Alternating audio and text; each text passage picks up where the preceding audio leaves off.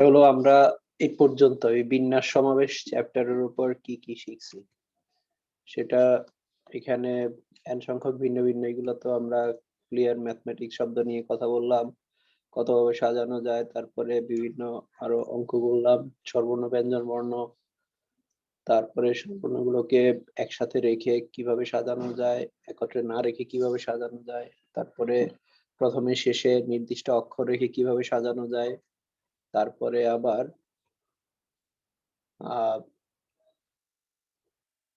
আরেকটা হলো আপেক্ষিক অবস্থান পরিবর্তন না করে, ক্রম পরিবর্তন না করে এই ব্যাপারগুলো নিয়ে, হ্যাঁ, ক্রম পরিবর্তন না করে। আচ্ছা, এখন আজকে আমরা আরেকটা নিয়ে আলোচনা করব, সেটা হচ্ছে তোমাদের বইয়ের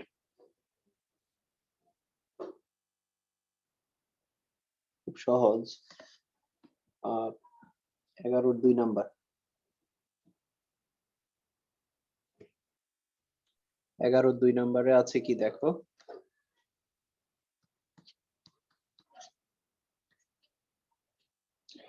দশটি বস্তুর একবারে পাঁচটি নিয়ে কতগুলি বিন্যাসের মধ্যে দুইটা বস্তু অন্তর্ভুক্ত থাকবে। তোমার কাছে ধরো 10টা বস্তু আছে, এখান থেকে 5টা নিয়ে কতভাবে সাজাতে পারবা। এই 5টার মধ্যে সবসময় দুইটা থাকবে। কোশ্চেনটা কি বোঝা গেছে কিনা? মোট বস্তু সংখ্যা কয়টা? 10টা। 10টা। এখান থেকে সাজাইতে হবে 5টা নিয়ে। এই 5টাকে সাজাইতে হবে, যে 5টাকে সাজাবো ওই 5টার মধ্যে এই দুইটা সবসময় থাকবে, মানে দুইটা নির্দিষ্ট বস্তু সবসময় থাকবে, অবস্থান করবে। তাহলে কতভাবে সাজানো যাবে চিন্তা করো তো।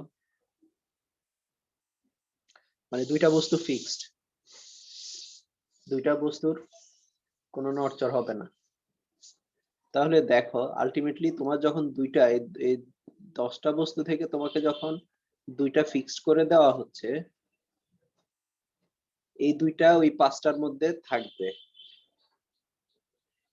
তাহলে তোমার হাতে আর আছে কয়টা? 8টা। 8টা আছে। 8 ফ্যাক্টোরিয়াল বাই কি 8 - 5 ফ্যাক্টোরিয়াল। আর এই 8টা তোমার হাতে আছে, তাহলে তোমার তো দুইটা তো নিতেই হবে সব সময়। তাহলে আলটিমেটলি তোমার হাতে তোমার নেওয়ার সুযোগ আছে কয়টা?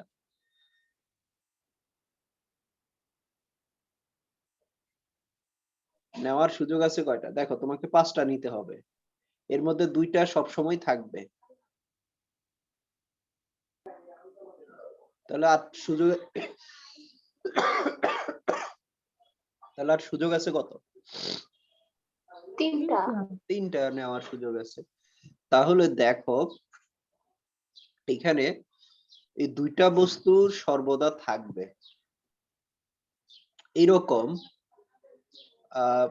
বিন্যাস সংখ্যা কত হবে? 10টা বস্তু থেকে 5টাকে নিয়ে সাজাইতে হবে, যেখানে দুইটা বস্তু সবসময় থাকবে। তার মানে আলটিমেটলি তোমার হাতে হচ্ছে কি, তুমি সাজাবা কয়টা? 8টা থেকে 3টা নিয়ে। তাহলে 8p3, এটাই হলো রেজাল্ট।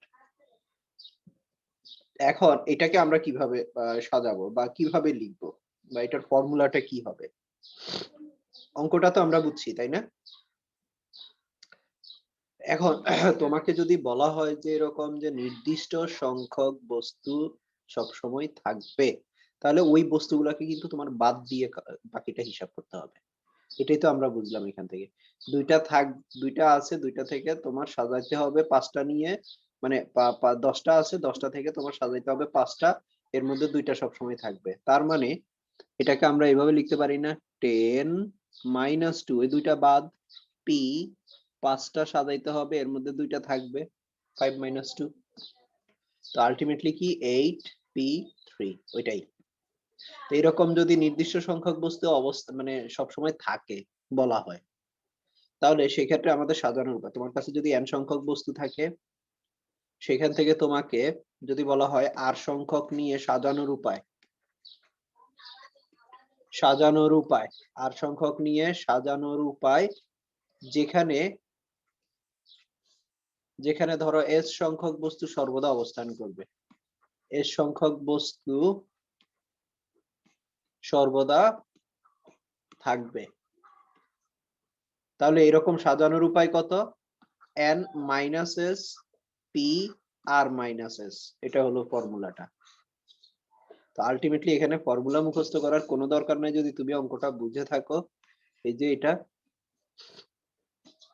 এখানে কোনো সূত্র মুখস্থ করার কোনো দরকার নেই, জাস্ট ব্যাপারটা বুঝো, বুঝলেই আর এখানে আর দরকার হবে না। তাহলে এই ক্ষেত্রে আমরা কি বলতে পারি, আমাদের যেহেতু বলছে 10টি বস্তুর একেবারে 5টি নিয়ে কতগুলো বিন্যাসের মধ্যে 2টি বিশেষ বস্তু সর্বদা অন্তর্ভুক্ত থাকবে।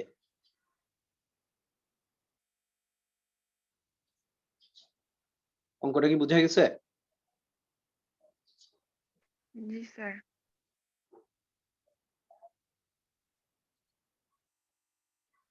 আচ্ছা, এরপরে আরেকটা অঙ্ক দেখো।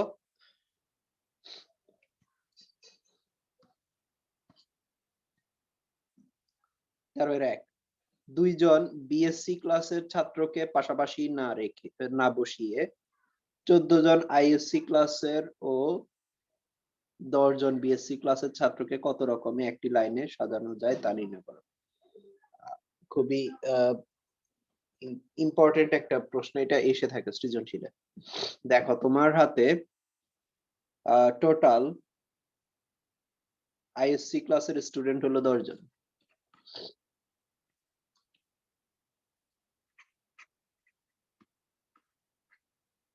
আইএসসি ক্লাস হলো কত? 14 জন, আর বিএসসি হলো 10 জন।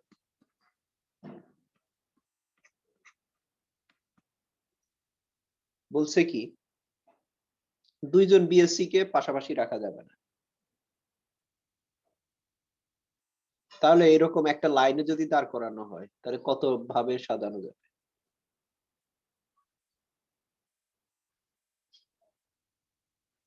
বিএসসি ক্লাসের স্টুডেন্ট আছে কতজন? 10 জন। আইএসসি তে আছে কতজন? 14 জন। তুমি যদি এভাবে সাজাও, দেখো একটা লাইনে যদি দাঁড় করাও 1 2 3 4 5 6 7 8 9 10 11 12 13 14 15, ঠিক আছে?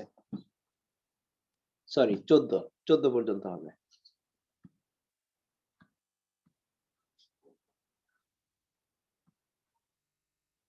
আচ্ছা, এখন আমাকে বলো, এই যে আমরা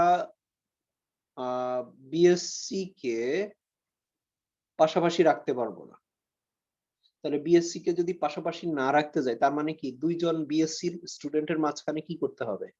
একজন আইএসসি কে দিতে হবে,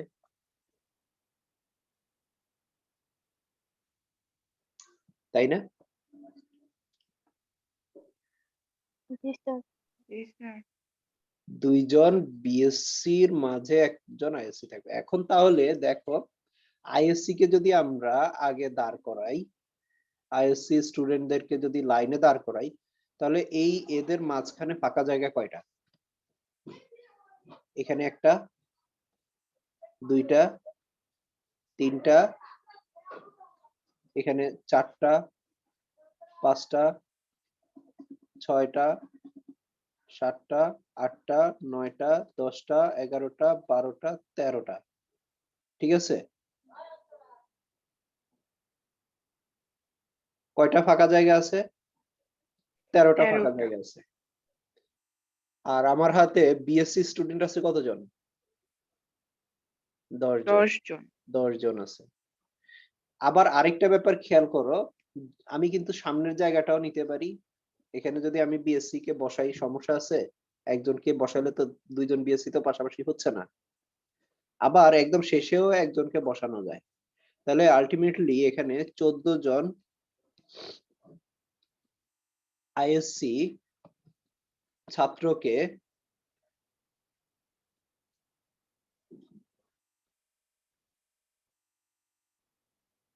পাশাপাশি লাইনে দাঁড় করালে তাদের মধ্যে ফাঁকা স্থান কয়টা? 13টি। এবং লাইনের শুরুতে ও শেষে 2টি। লাইনের শুরুতে 1টি,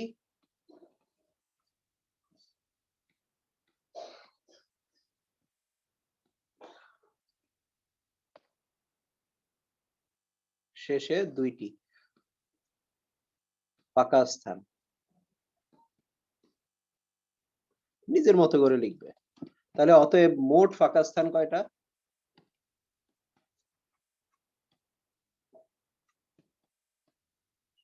15টা।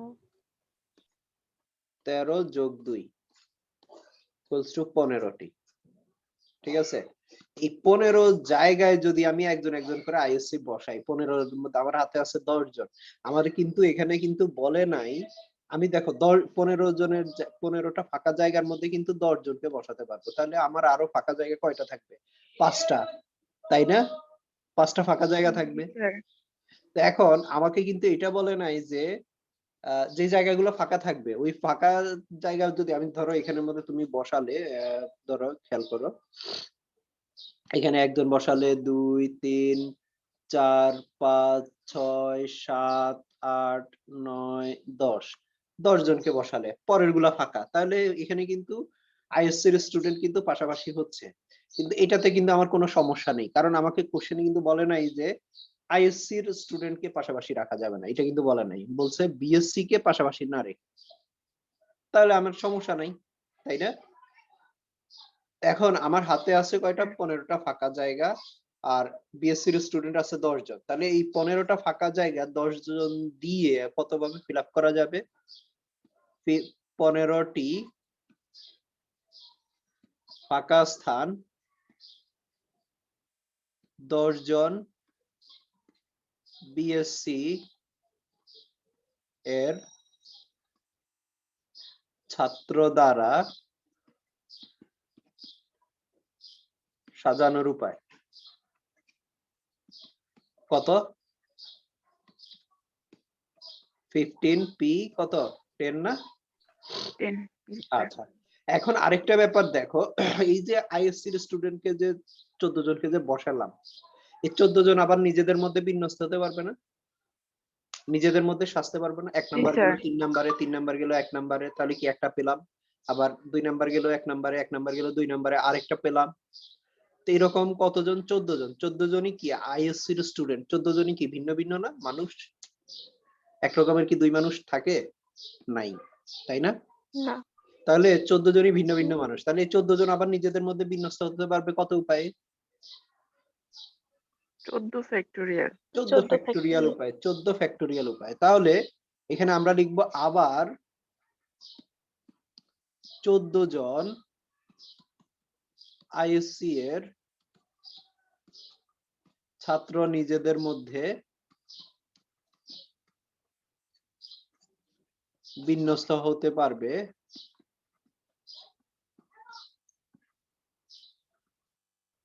14 ফ্যাক্টোরিয়াল উপায়। তাহলে এখন কি আমার কি সাজানো কি কমপ্লিট হয়ে গেছে?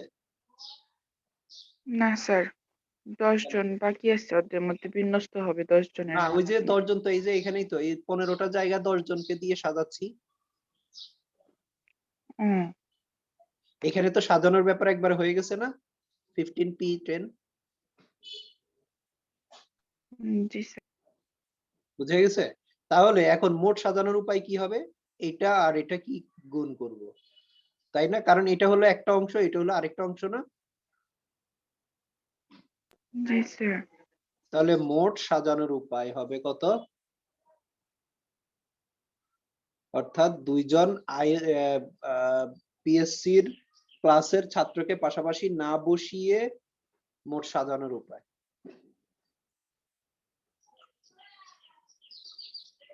14 ফ্যাক্টোরিয়াল ইনটু 15p10, এটা হলো আনসার। এটা অনেক বড় সংখ্যা আসবে, এত বড় সংখ্যায় না গিয়ে আমরা এটাই আনসার হিসেবে রেখে দিব।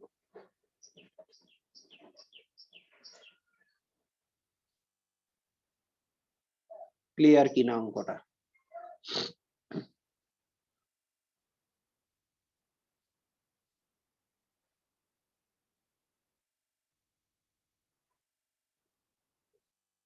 হ্যাঁ, জি স্যার। কারো কোনো কনফিউশন আছে? না স্যার। স্যার পরে আবার 14টা কেন আবার সাজাইলেন? মানে ওটা তো বুঝলাম যে বিন্যস্ত হবে ওটার মধ্যে, কিন্তু এখানে তো এটা চাই নাই, তাহলে ওইটা কেন সাজাইলেন স্যার? আইসি। কোনটা? এই যে 14 জন আইএসসি, হুম। এই যে 14 জনকে তো আমি এখানে একভাবে হিসাব করছি, 1 নাম্বার 2 নাম্বার 3 নাম্বার। এখন দেখো আমাদের কিন্তু মোট সাজানোর উপায়, মানে কি 1 যদি 2 এ যায়, 2 যদি 1 এ যায়, তাহলে কি নতুন একটা সাজানো পাবো না আমরা? হ্যাঁ, বুঝতে পারছি স্যার এখন। ঠিক আছে। আচ্ছা, এরপরে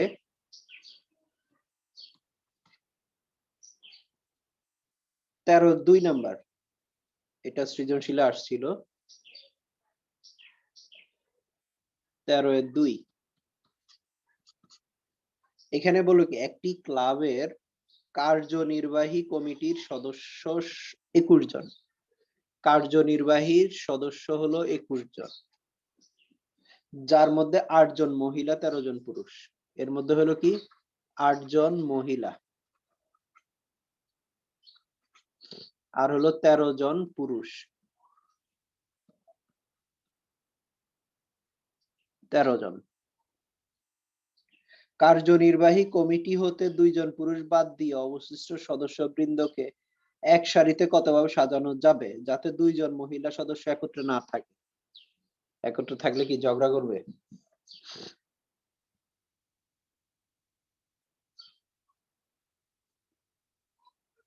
কোশ্চেনটা কি বুঝা গেছে? মোট কমিটির সদস্য হলো কতজন? 21 জন। 8 জন হলো মহিলা আর পুরুষ হলো কতজন? 13 জন। 13 জন। 13 জন।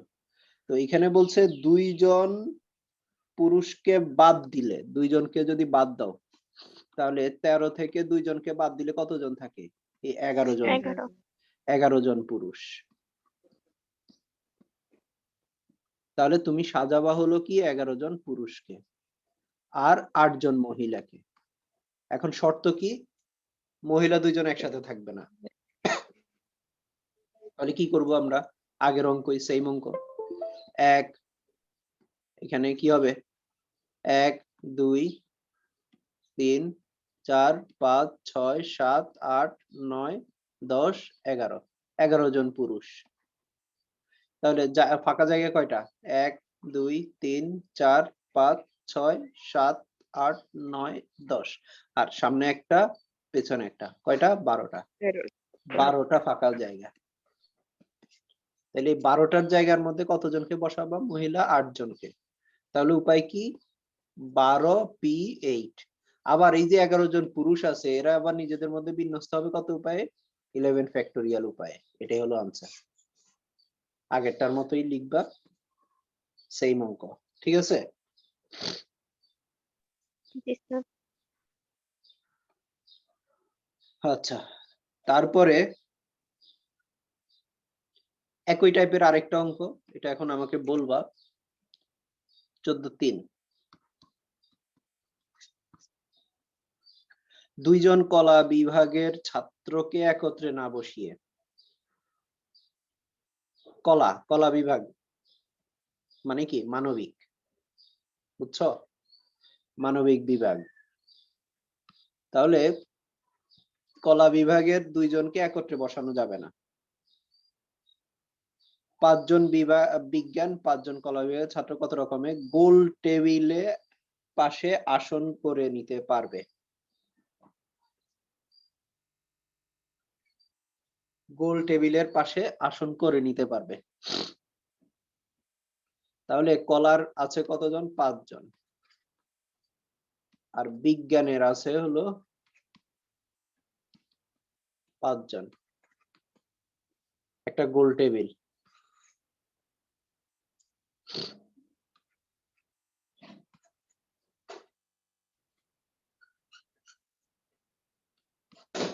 ঠিক আছে?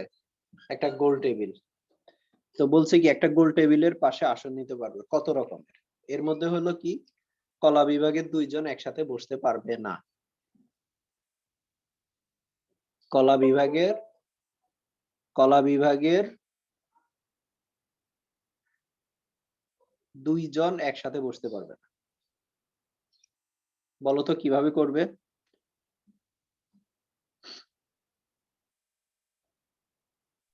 6p5 into 5 factorial 6p5 কেন?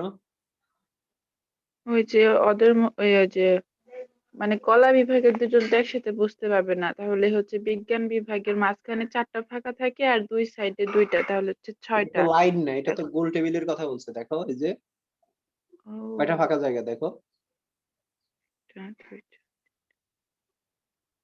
5টা স্যার ফাঁকা জায়গা, 5টা। মানে 5টা। 5p5 হবে স্যার। তাহলে আমরা এই যে বিজ্ঞান বিভাগের যদি ছাত্রদেরকে বসাই, ঠিক আছে,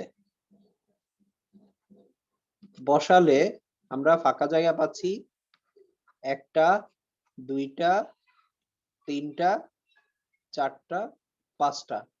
5টা ফাঁকা জায়গা, 5টার মধ্যে 5 জন কলার স্টুডেন্ট, তাহলে কত ভাবে বসতে পারবে? 5 ফ্যাক্টোরিয়াল উপায়ে, ঠিক আছে। অথবা আমরা এভাবে লিখতে পারি 5p5, একই কথা, ঠিক আছে। এখন কথা হলো বিজ্ঞান বিভাগের যারা আছে তাদেরকে তো তোমার সাজাইতে হবে, তাই না? জি স্যার। জি স্যার। তো এখন এইখানে এসে কনফিউশন বা এখানে এসে সমস্যাটা, এই যে তুমি 5 জনকে যে সাজাবা, কিভাবে সাজাবা?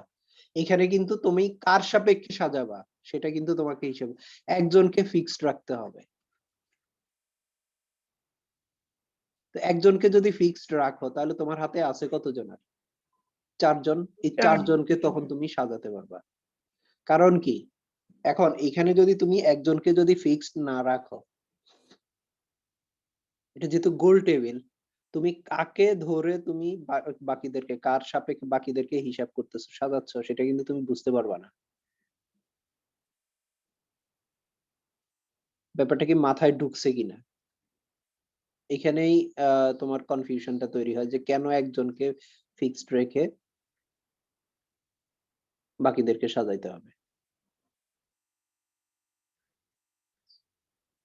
যেহেতু এটা গোল টেবিল, এখন তুমি যদি ফিক্সড এটাকে ধরো, এটাকে ফিক্সড রাখলাম, এটাকে যদি ফিক্সড না রাখো, তুমি যদি ফিক্সড না রেখে সাজাও, তাহলে দেখা যাবে কি একই সাজানোটা বারবার চলে আসতেছে। কারণ এখানের মধ্যে দেখো, ধরো এখানে 1, এখানে 2, 3, 4, 5, ঠিক আছে সাজালে।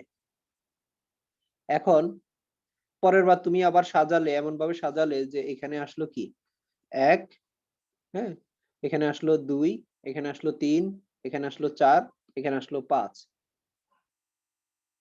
তো আলটিমেটলি কি হলো? সাজানো কি চেঞ্জ হলো?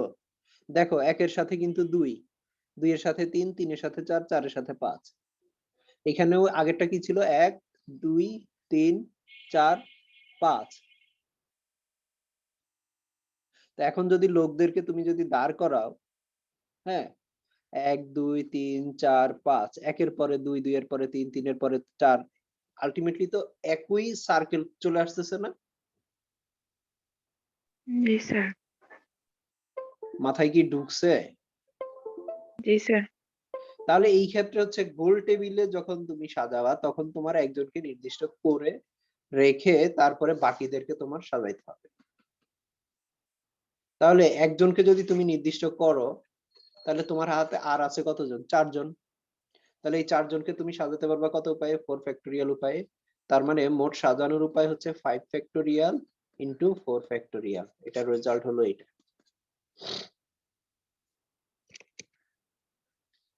তাহলে গোল টেবিলে একটা কথা মাথায় রাখতে হবে যে কি গোল টেবিলে যখন আমরা সাজাবো তখন আমাদেরকে কি করতে হবে? একজনকে নির্দিষ্ট রেখে, একজনকে ফিক্সড রেখে ওর সাপেক্ষে বাকিদেরকে সাজাতে হবে।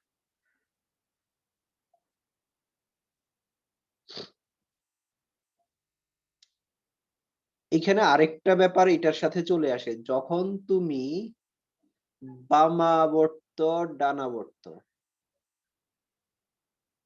কঠিন শব্দ নাকি? মানে হলো তুমি যদি যেমন মালা, পুঁথির মালার কথা যদি আমরা বলি, বা তসবি দেখছো না, তসবি? জি স্যার। জি স্যার। তসবিতে কি হয়, তুমি ওই যে একটাকে কিন্তু ফিক্সড রাখা হয়, দেখছো, খেয়াল করছো? জি স্যার। জি স্যার। এখন ওই ফিক্সডটাকে যদি তুমি ধরো, এটা ডান দিক দিয়ে যেভাবে যাবে, ডান দিক দিয়ে গেলে যেরকম পাবে, বাম দিক দিয়ে গেলেও কি একই রকম পাবে না? জি স্যার। মানে এখানে যদি ওই ফিক্সডটা তুমি যদি না রাখো, তাহলে তুমি পার্থক্য খুঁজে পাবে না।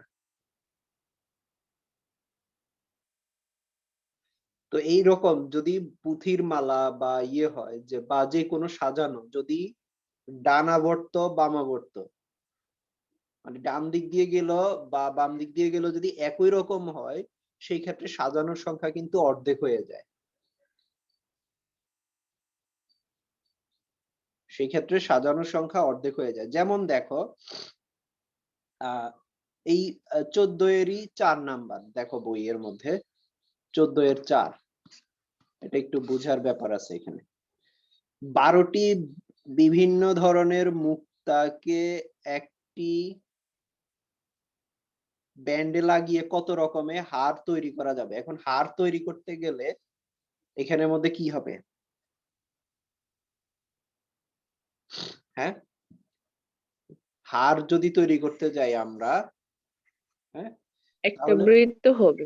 বৃত্ত হবে, অর্থাৎ সার্কুলার। তার মানে আছে হলো 12টা। তাহলে কি বললাম, একটাকে তোমার ফিক্সড রেখে বাকি সাজাতে পারবা কয়টাকে? 11টাকে। তাহলে 11 ফ্যাক্টোরিয়াল উপায়ে সাজাতে পারবা, ঠিক আছে? এখন এই যখন তুমি 11টাকে সাজাবা, যেহেতু মুক্তার মালা, তুমি এদিক দিয়ে গেলেও যেরকম পাবা, এদিক দিয়ে গেলেও সেরকম পাবা। তো এই ক্ষেত্রে কিন্তু বিন্যাসের সংখ্যা কিন্তু অর্ধেক হয়ে যায়, তখন ডিভাইডেড বাই 2। এটা হলো রেজাল্ট।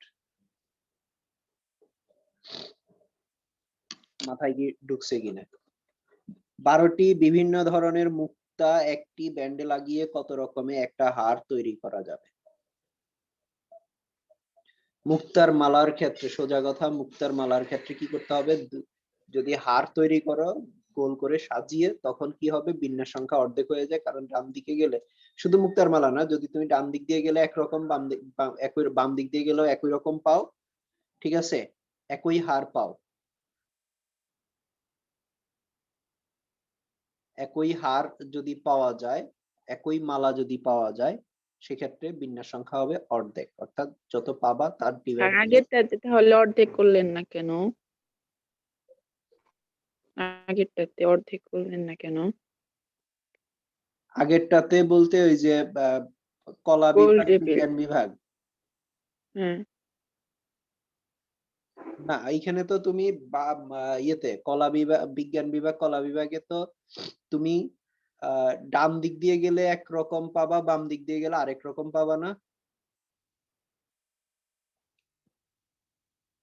ওইটাও তো একটা বৃত্ত। মানুষ কি একই রকম পাবা? ও না, না, না, না। না, না। ডান দিক দিয়ে গেলে একরকম পাবা, বাম দিক দিয়ে গেলে আরেক রকম পাবা না? জি স্যার। কিন্তু জি মালার ক্ষেত্রে স্যার। কি তা হবে? না, না সব স্যার। একই থাকবে। একই থাকবে, ডান দিক দিয়ে গেলেও তুমি যেরকম, বাম দিক দিয়ে গেলেও একই রকম পাবা।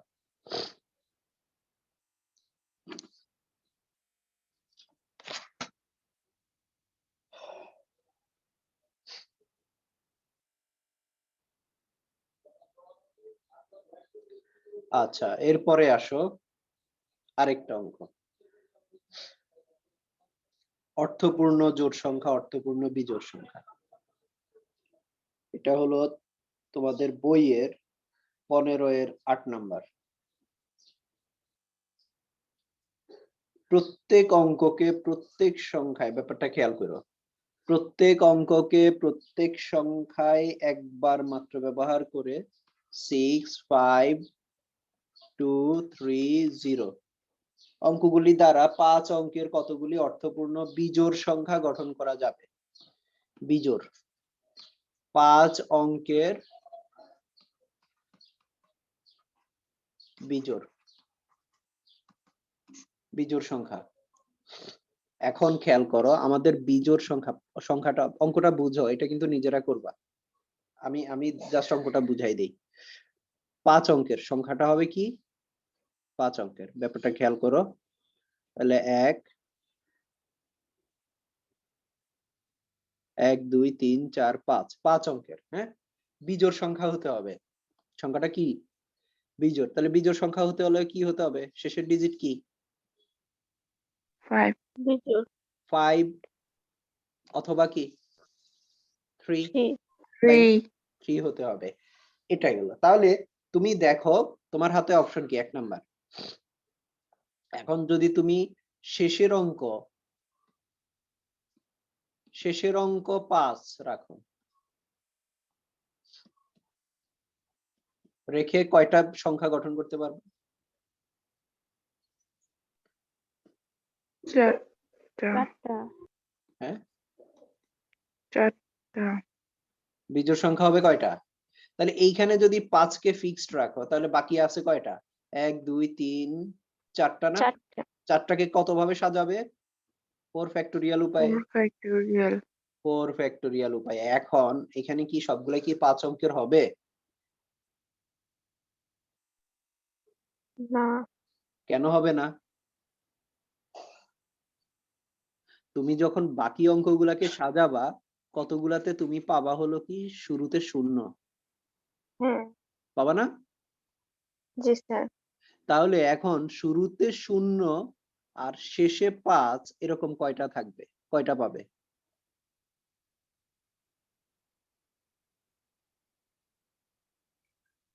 কয়টা আসবে? 3 ফ্যাক্টোরিয়াল 3 ফ্যাক্টোরিয়াল, গুড। তাহলে এইখানের মধ্যে দেখো কিভাবে 3 ফ্যাক্টোরিয়াল, তাহলে এই যে শুরুতে 0 শেষে 5 রেখে যদি আমি বাকি সংখ্যাগুলোকে, বাকি সংখ্যা কয়টা আছে? বাকি অঙ্ক কয়টা আছে? 3টা 3টা। এই 3টাকে আমি 3টাই যেহেতু ভিন্ন ভিন্ন, তাহলে আমার সাজানোর উপায় কত? 3 ফ্যাক্টোরিয়াল 3 ফ্যাক্টোরিয়াল 3 ফ্যাক্টোরিয়াল। তাহলে আমি 3 ফ্যাক্টোরিয়াল সংখ্যক সংখ্যা পাবো যেগুলা 5 অঙ্কের হবে না, যেগুলো হবে কি 4 অঙ্কের হয়ে যাবে, কারণ শুরুর দিকে শূন্যের কোনো ভ্যালু নেই, তাই না? তাহলে জি এরকম আমরা কয়টা পাবো? 3 ফ্যাক্টোরিয়াল। তাহলে শুরু মানে শেষে 5 রেখে মোট সংখ্যা পাবো হলো 4 ফ্যাক্টোরিয়াল। এরকম আবার কিছু পাবো হলো কি যেগুলা শুরুতে 0 আছে এরকম আছে 3 ফ্যাক্টোরিয়াল। তাহলে এটা বাদ দিলেই তো আমি কি 5 শেষে 5 রেখে বিজোড় সংখ্যা পাবো না? জি স্যার তাহলে শেষ মাইনাস করতে হবে 3 ফ্যাক্টোরিয়াল। তাহলে কত? 24 মাইনাস 6 ইকুয়ালস টু 18। তাহলে 18টা সংখ্যা পাবো আমরা শেষে 5 রেখে বিজোড়। আর কি হবে এরপরে? শেষে যদি 3 রাখো একই ব্যাপার ঘটবে না? জি স্যার তাহলে শেষে 3 রেখে হলো এরকম পাবো আমরা 18টা। তাহলে মোট বিজোড় সংখ্যা হবে কত? 18 যোগ 18, 36টা বিজোড় সংখ্যা পাওয়া যাবে। এখন তোমাকে যদি বলা হতো এটা জোড়টা করে আমাকে দেখাবে, জোড় 5 অঙ্কের কতগুলা জোড় সংখ্যা গঠন করা যাবে এই অঙ্কগুলো ব্যবহার করে। এইখানে কিন্তু দেখো একটু হিন্টস দিয়ে দেই যে তুমি শেষে রাখবা কত? 6 2 3 5 0। ওকে, তাহলে দেখো জোড় সংখ্যা হতে হলে 1 2 3 4 5 শেষে তুমি 0 রাখো, তাহলে এখানে কিন্তু ওই যে ওই ব্যাপারটা নাই। তাহলে এখানে কত? 4 ফ্যাক্টোরিয়াল, তাই না? জি স্যার তাহলে 1 নাম্বারের জন্য পাবা হলো 4 ফ্যাক্টোরিয়াল, 2 নাম্বারের জন্য পাবা কি? 2 নাম্বারে হলো শেষে 6 রেখে 6 ফ্যাক্টোরিয়াল 4 মাইনাস ফ্যাক্টোরিয়াল। আর এরকম পাবে হলো আবার শুরুতে 0 শেষে 6 3 ফ্যাক্টোরিয়াল। তাহলে 4 ফ্যাক্টোরিয়াল মাইনাস 3 ফ্যাক্টোরিয়াল। এরকম ঘটনা ঘটবে আবার আরেকটা কি শেষে কত? 2 রেখে, তাই না? তো শেষে 2 রেখে এরকম আমরা পাবো আবার 4 ফ্যাক্টোরিয়াল, আবার শুরুতে 0 শেষে 2, তাহলে এরকম পাবো আমরা 3 ফ্যাক্টোরিয়াল। তাহলে 4 ফ্যাক্টোরিয়াল মাইনাস 3 ফ্যাক্টোরিয়াল। তাহলে এখানে কত 18, এখানে হলো 18, এখানে হলো 24। তাহলে মোট কয়টা জোড় সংখ্যা পাওয়া যাবে? 18 যোগ 18 যোগ 24 করেই তো দিলাম আমি। এটা কি বলা মানে করতে পারবা? নিজে সাজিয়ে লিখতে পারবা? আর হ্যাঁ, আর 3 ফ্যাক্টোরিয়ালটা মাইনাস করলাম কেন আরেকবার একটু বলেন, বুঝি নাই। 3 ফ্যাক্টোরিয়াল কেন মাইনাস করলাম? দেখো এইখানের মধ্যে তুমি যখন জোড় সংখ্যা গঠন করতে যাবা শেষের ডিজিট কি হতে হবে? 2 4 6 এগুলাই তো, 0 2 4 6 এগুলা না? 2 4 জি 6 8। স্যার। তো এখানে আমাদের আছে 0 আছে, 2 আছে, 4 6 আছে। তাহলে 0 যখন আমি শেষে রাখছি তখন তো আর আমার সমস্যা নাই। কিন্তু যখন এখানে না, 6 টাকে শেষে রাখছি তখন আমি সংখ্যা পাবো কয়টা? 4 ফ্যাক্টোরিয়াল একটা। সংখ্যক সংখ্যা পাবো না? কিন্তু এর জি মধ্যে স্যার। আবার কিছু সংখ্যা পাবো যেগুলাতে 0 আসবে শুরুতে। কারণ এই যে এখানে হ্যাঁ, যদি আমি 6 কে শেষে রেখে সাজাই তাহলে এগুলাকে সাজাবো, তাই না? তো এগুলাকে সাজাইলে জি কিছু স্যার। পাবো না, 0 দিয়ে শুরু হবে। তো 0 দিয়ে শুরু এবং শেষে 6 এরকম কয়টা? 3 শুরুতে ফ্যাক্টোরিয়াল। শুরুতে 0 শেষে 6 রাখলে বাকি আছে কয়টা? 3টা। তাহলে 3টাকে সাজাতে পারবো 3 ফ্যাক্টোরিয়াল উপায়ে। তাহলে এটা আমার বাদ দিতে হবে না? এরা তো 5 অঙ্কের না। আমাকে বলছে কিন্তু 5 অঙ্কের ও জোড় সংখ্যা কয়টা গঠন করা যাবে? জি স্যার, বুঝতে